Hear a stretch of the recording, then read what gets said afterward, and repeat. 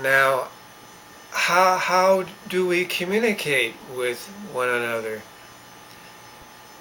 Uh, Obviously, we are speaking here in terms of real changes of consciousness that have to do with change of self, change of mind, change of heart, change of body, change of being. And these breakthroughs of consciousness come precisely as that.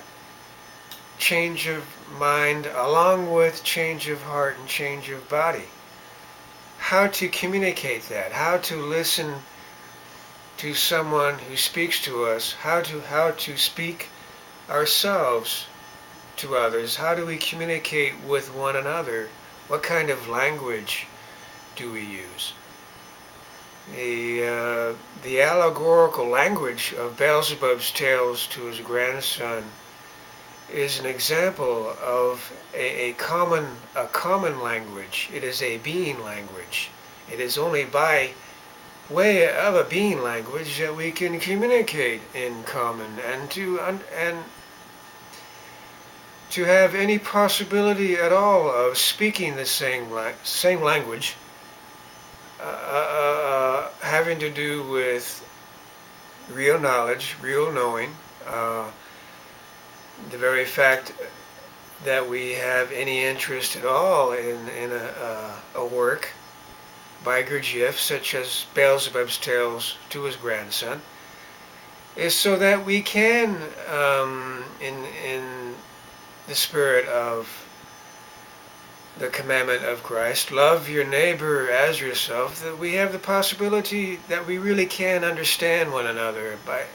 It is by speaking this common language with one another, following the material together in Beelzebub's Tales to his grandson, speaking that language together is a way for us to form real bridges of real communication, and then we have real exchanges of experiences, of changes of consciousness, of experiences of what can be called illumination, liberation, real changes of a lifting of useless tension. This is what Gurdjieff wrote in concerning the idea of weighing desires of the body, appetites of the stomach, and so on. You know, our lustful desires of the body, weighing that with the terminology he uses in Beelzebub's Tales to his grandson, with non-desires. You know, we don't have to do completely without sex. That's not what he's saying. It's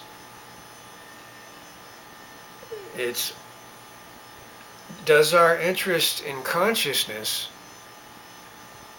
change of self, and freedom for development of our true self, individuality, which of course is connected with what Gurdjieff in Beelzebub's Tales to his grandson calls higher being body. Higher being body, well, what drives us and what interests us in Beelzebub's Tales to his grandson was a point of truth around that we saw in it from our own experience, our own life experience.